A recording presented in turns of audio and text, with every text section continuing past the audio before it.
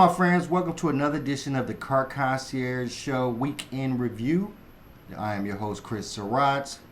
It is a beautiful day here in sunny California. Kind of cloudy, but it's cool. Wish y'all could see it. Now, we're going to do this quick weekend review. We're going to start with some sports. We're going to talk about something serious, and then we're going to talk about something even more serious. So, let's jump right in. The exciting thing that happened this week for me in sports was at the USA Olympic Games or trials or whatever they are right now, was the game with USA basketball against South Sudan. And I don't turn into these games. I don't standardly watch my way till, the real Olympics is jumping off and I start tuning in. But this is a dream team, and they got all the good guys. They got the LeBron, they got the Steph Currys, Anthony Davis. I mean, all of the great NBA players on this team. This is what they're saying is the new dream team as a comparison to the dream team back in the day. And it's a great team. But the thing is that they were down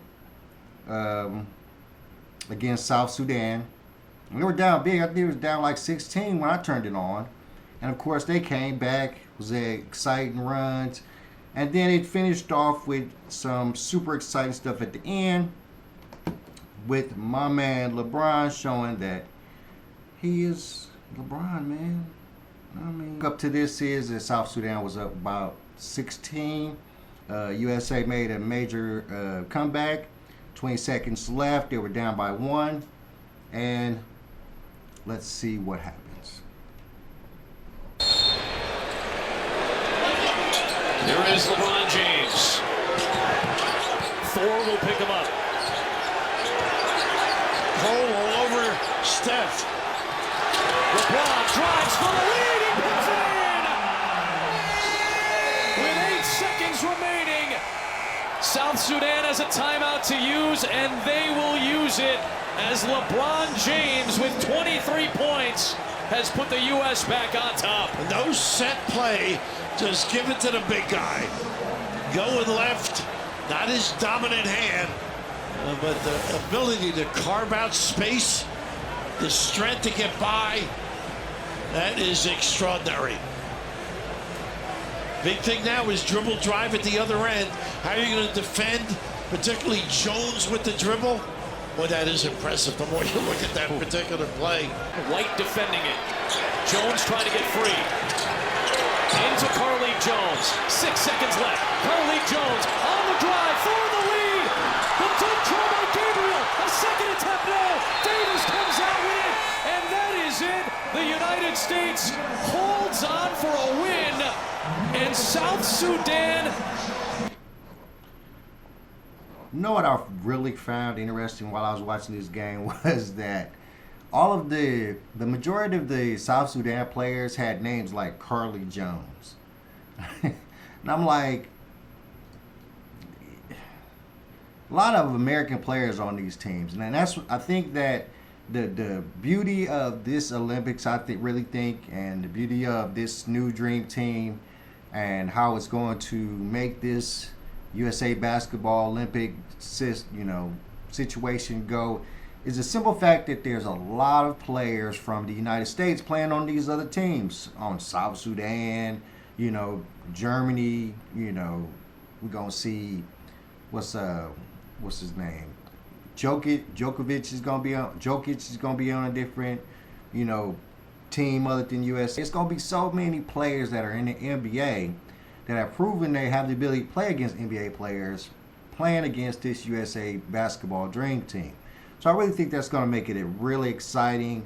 I think that's going to make games more like this game, so they're not all blowouts, and make it more exciting for us, the fan, to watch it, because who wants to sit there and watch the USA team blow every team out? That's just not going to be exciting. So, and I even think that, with the way it's set up with these players that are really from the NBA on these other teams, is quite possible that USA doesn't win gold. So that's what I'm going to be looking out for. I'm going to really be looking out for that. I try to stay away from the LeBron James talk. I honestly do believe that he's better than Jordan. I'm just not. I'm biased to some degree because I should, because of my age, I should probably be leaning towards Jordan in this. But I like to stick with the stats, number one, and Jordan was an asshole, so it is what it is. All right, let's get back to it. So, another thing that happened this past week, which was really big, was the Microsoft outage. They had an update was done by CyberStrike that caused an outage with a lot of Microsoft systems, particularly systems around the world. I think there were systems all around the world. It was a global outage. It didn't affect my company directly. It did affect some of my vendors, but not to the point where it affected me. So it wasn't like the CDK global situation, but it was pretty major and it caused a lot of problems. So we're going to check out what they're saying about that. They're going to check out something else that happened with Microsoft as of late. Global story that's developing tonight. Computer systems across the world have gone down with a widespread outage affecting many Microsoft users. Computer security company CrowdStrike has been linked to the outage that is affecting banks, airports, supermarkets and businesses across Australia and the world. The outage is also affecting many media outlets, including the ABC. Flights have been grounded at airports in the United States and Europe. And in the US, it's several of the major carriers have grounded all flights, apparently. The full impacts of the outage are still being realised. Australia's cybersecurity coordinator says there is no information to suggest a cybersecurity incident.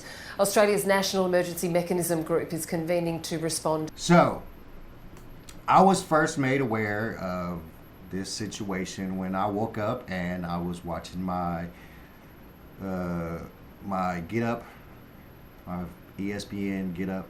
It's the first thing I watch every morning. And they were having problems. They had to read off all the stories. They didn't have any screenshots and no footage because their systems were down. And then, of course, I started to read more about it, read about CrowdStrike.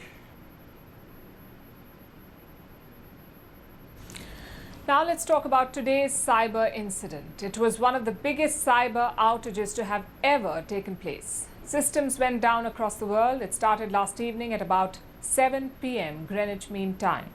That's when the chaos began. In airports, banks, hospitals, news studios, and even in Disneyland Paris, people in all these places saw something ominous.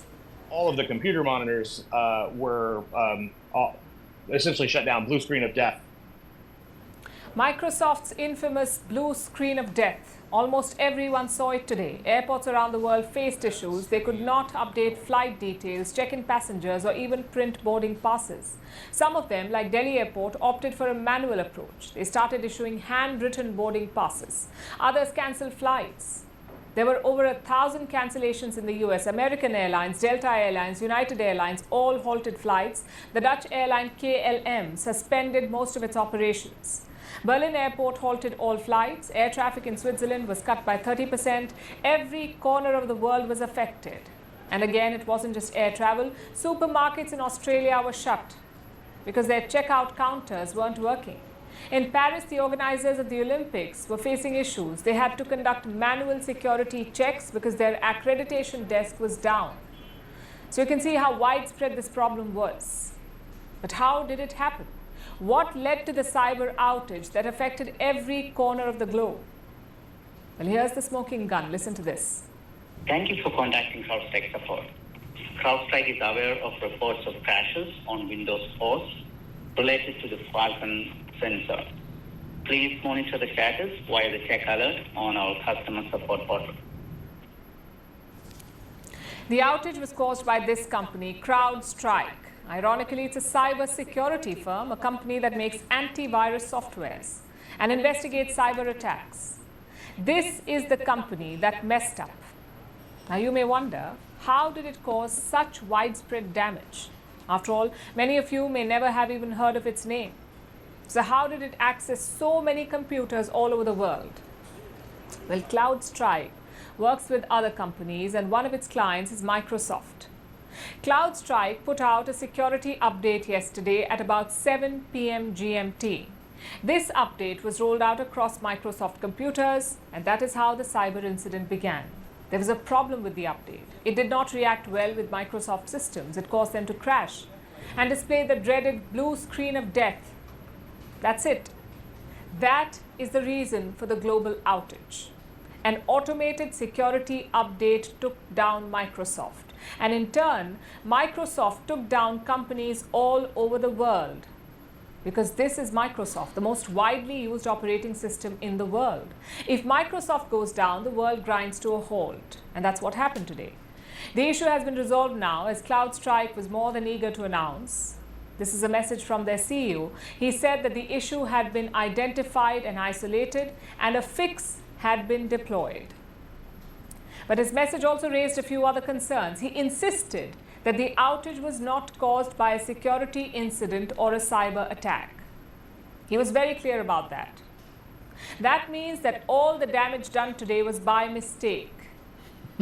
But what happens if someone tries to do it on purpose? Think about it.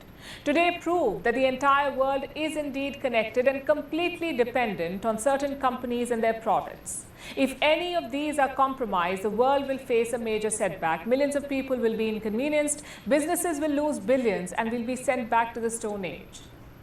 It's a scary thought. So what can we do? Well, we cannot disconnect. That would also set the world back. But we can diversify. Look at the CrowdStrike CEO's message again. He said that today's issue only affected Windows and that Mac and Linux were not impacted. So if we maintain backups, if we can turn to alternative systems during times of trouble, we would be more secure against both mistakes and attacks. It is not a cost-effective solution, but it may be the only one that we have right now, because if we do not diversify, if we put all our eggs in just one basket, days like today will become more and more common. And that was awesome. Asa was awesome reporting right there. I mean, she covered every nook and cranny that I was going to cover. I mean, awesome reporting. I'm gonna have to look up who that was. That was pretty awesome reporting. So, and she broke it down so eloquently, and that's what we're talking about. The ability for something like this, whether it be cyber attack or just plain old mistake, these systems are so connected that it can bring so many things to a halt. They were speaking about the CDK Global situation costing the automotive industry billions of dollars. And I'm fairly certain that with what happened with the airlines and all of those situations, all the flights that were lost, millions of dollars were lost then as well. And extremely unfortunate, but we have to understand it's extremely possible for a simple mistake, like she pointed out, to bring down so many entities around the world globally. I mean, I talk about this a lot to people. I talk about a fire sale. I talk about how, what would happen in this world if the web went down, the internets went down, people couldn't access their computers, they couldn't access their phones. What would the world be like? It would be complete and utter chaos. And then let that happen in a world which is predominantly run by electric cars.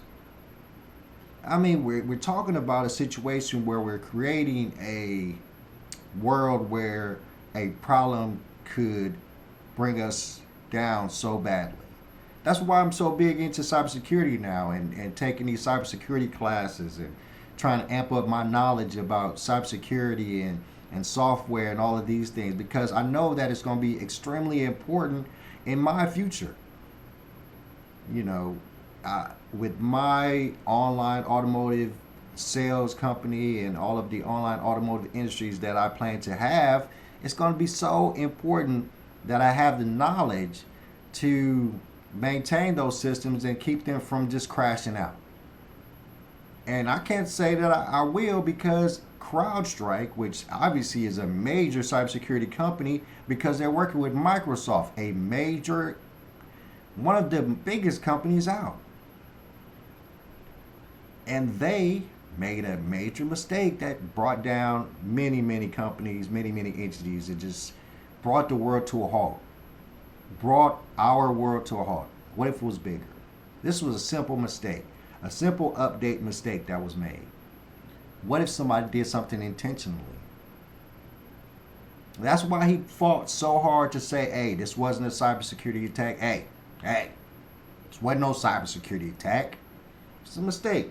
When the cats pushed the wrong button. The system didn't react well with the systems that are already in place. I don't know why we didn't know that it wouldn't. That would probably be something that we would have wanted to research beforehand before we took all these companies down. But hey, it was not a cyber attack.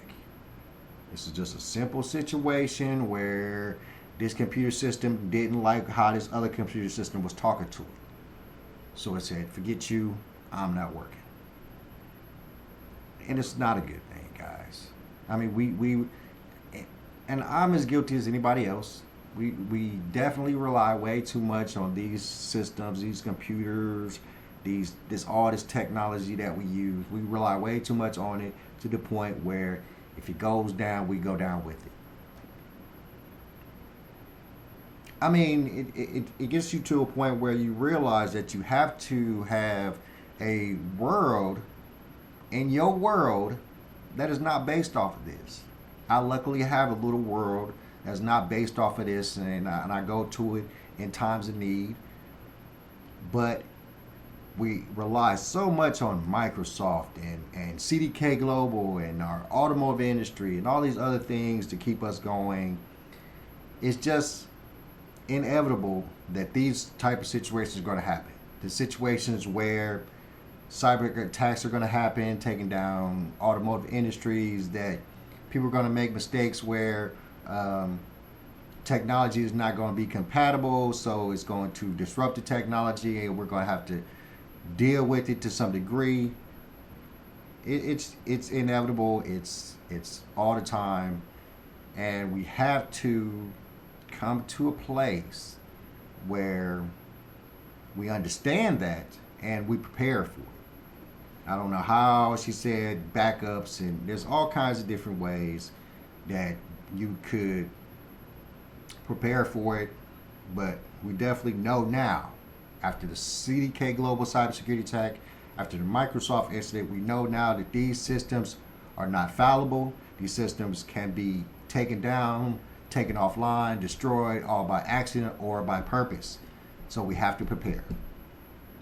So now, mind you, there was still more stuff going on with Microsoft. Microsoft, after this incident, because Microsoft has to understand that as this incident happens, it's going to cause a lot of problems. Just like CDK Global, they're probably going to get some lawsuits from people for lost business.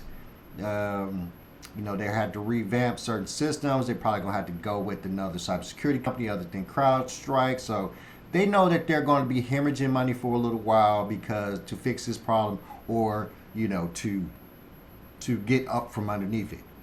And one way that they plan to conserve money to fight this situation is that they've gotten rid of certain jobs. Now, it's not any jobs.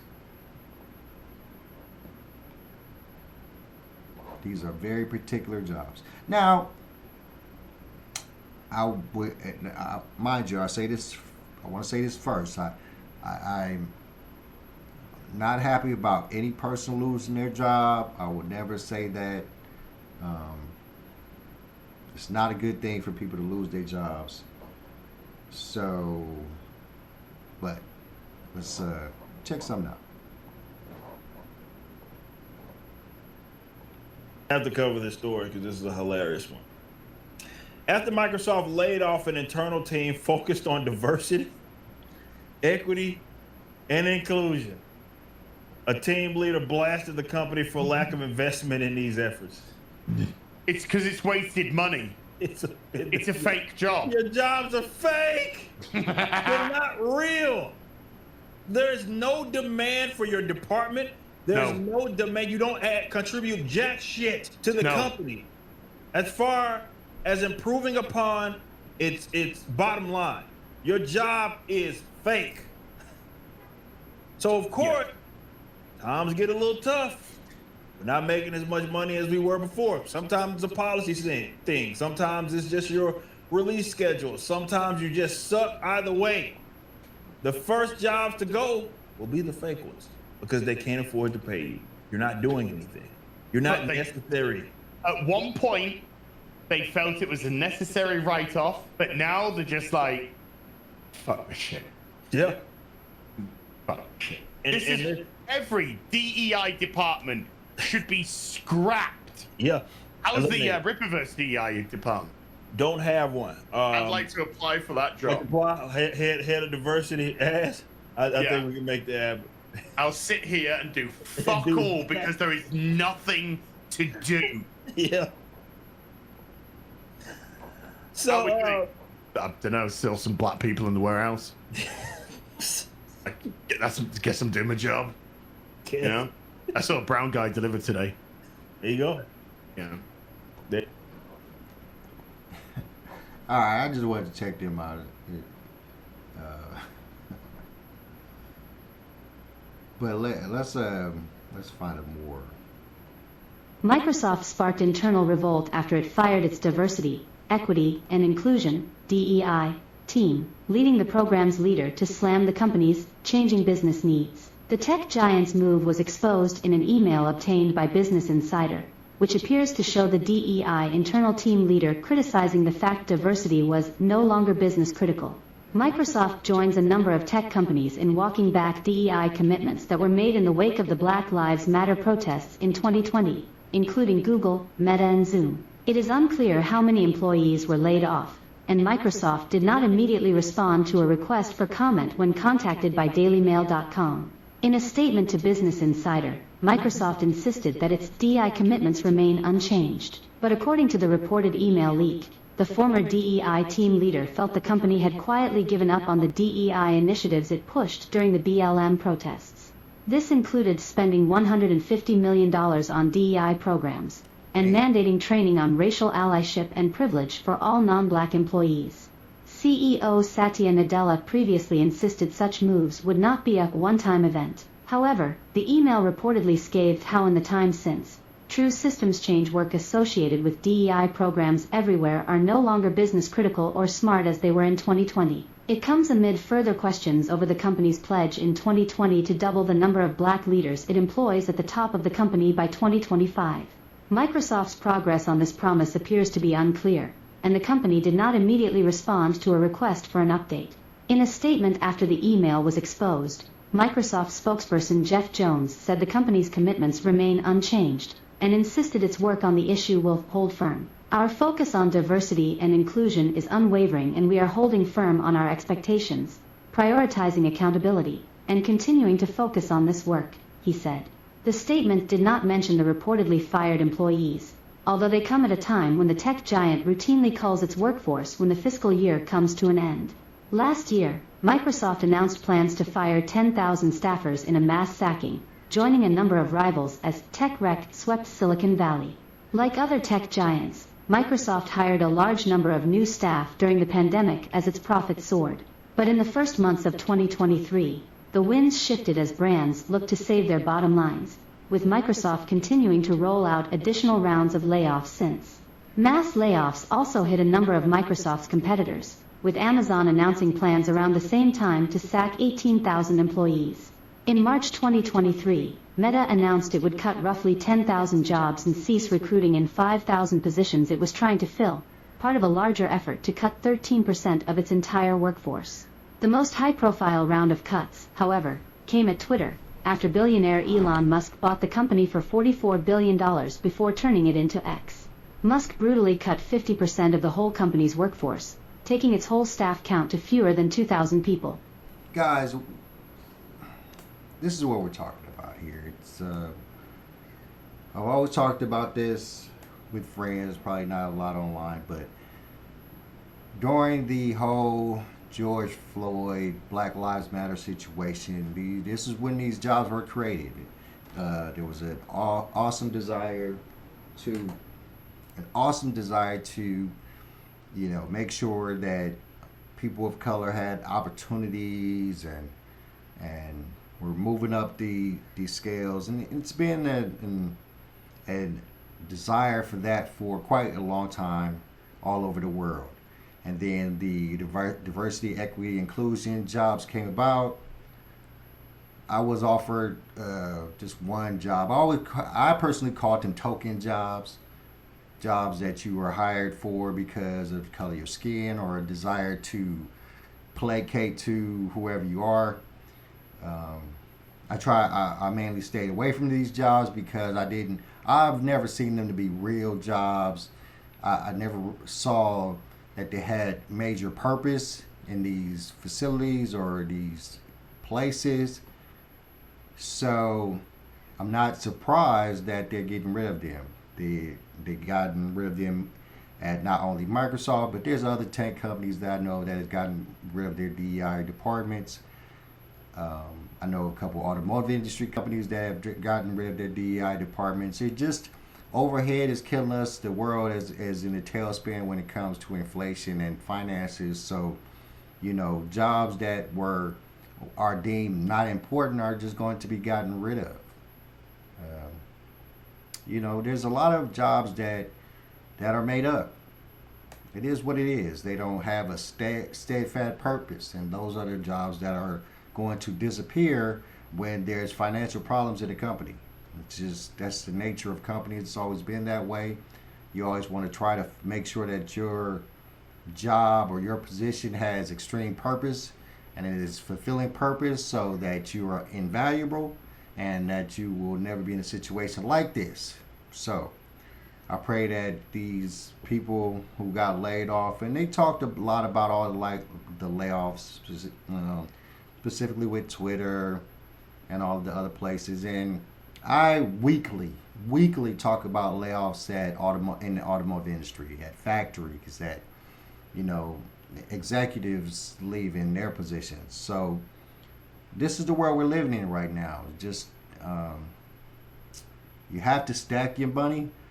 You have to try to make yourself extremely valuable. You have to make sure that your job or whatever you're doing to maintain yourself is going to last, because we're in a world where jobs are disappearing left and right, and it's not a beautiful thing, my friends. It's not a beautiful thing. So let's get off Microsoft and go to the last thing.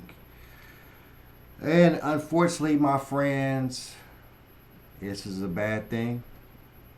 I don't know if it's a bad thing. I'm not going to say it's a bad thing. I think it's a good thing, because I don't think that President Joe Biden would be able to beat Trump, but he has finally decided to drop out of the presidential race. Let's talk about it. Good afternoon. I'm Rachel Scott at ABC headquarters here in New York. We are coming on the air at this hour with breaking news. President Biden has just announced that he is ending his re-election bid. Just moments ago, the president tweeted out, "It has been the greatest honor of my life to serve as your president. And while it has been my intention to seek re-election, I believe it is in the best interest of my party and the country for me to stand down and to focus solely on fulfilling my duties as president for the remainder of my term. I will speak to the nation later this week in more detail about my decision." There are still so many questions yet to be decided and so little time before those questions need to be figured out. So I want to go right away to our chief Washington correspondent, John Carl. John, we are just 100 days out from the November election. Pressure was building on the president to step aside. Now he is announcing that he has. Rachel, it's an extraordinary moment in American history. This is the first time we have seen a sitting president bow out of re-election since Lyndon Baines Johnson in 1968. And it comes, unlike Johnson's move, which happened in January of that year, it comes after he has already gone through a primary process, after he has already effectively won the Democratic nomination, which now raises the huge questions, as you allude to, of what happens next. In his letter announcing this extraordinary decision, he mentions his vice president, Kamala Harris. He says, I want to thank my vice president, Kamala Harris, for being an extraordinary partner. But he makes no reference about what he will do in terms of an endorsement. Will he endorse? Will he not endorse? Will there be an open process? What happens next? He says he will talk to the nation in the coming days more about his decision. But now the Democrats have to figure out what happens. Who replaces Joe Biden as the Democratic candidate for president? Damn. Well, no, we kind of all saw it coming. But let's face it. This is proof in the pudding that Trump is going to win the re-election. Trump is going to be our next president. Because who's the backup quarterback that's going to come in at this point and beat Trump and become a president? Kamala Harris is not going to be the first female president. That's not going to happen. People didn't even feel safe about Kamala Harris being vice president, let alone being president. So we know that that's not the move for the Democrats. What's the move? What's the move now?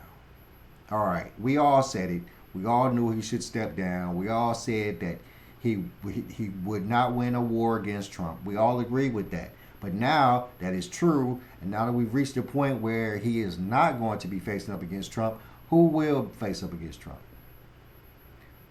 You know, the Democratic National Convention hasn't even started yet, so which is a good thing because now they can bring somebody in, they can promote them really well, but whoever that person is, they're going to be fighting such a steep uphill battle. I mean, Trump is not only beating him in debates, he's not only shown his fortitude. Joe Biden has made his party look so weak at this point. I don't think there's anybody out there that could bring them back to the point where they can beat Trump. It's a Trump world now, and y'all gonna have to get used to it. Please tell me who that y'all could bring in at this point who hasn't endorsed Trump. This was crazy. All the people who I would think that could beat Trump in a presidential race have endorsed him. Abbott, DeSantis. These are the only people who I even consider would go up against him. I can't even fathom. I'm really sitting here thinking deeply. I'm not an extreme political guy, but I follow politics to some point. And I can sit here and I cannot think of anyone who could beat Trump in this presidential race. I can't. And let's face it, I didn't think Joe Biden could. Nobody did. That's why we're at this point. So,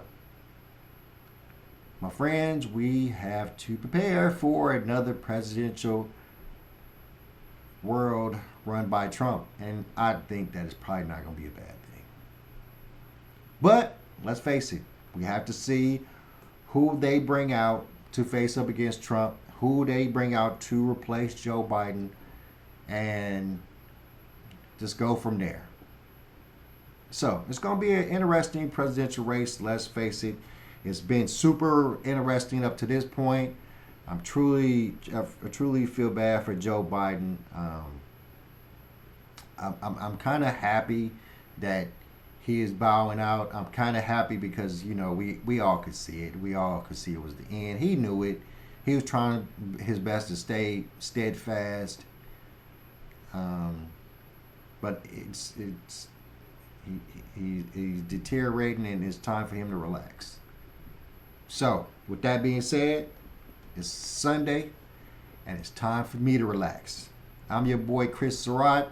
Thank you for tuning in to another episode of the Car Concierge Show Weekend Review. And I'm out. Y'all be cool. Peace.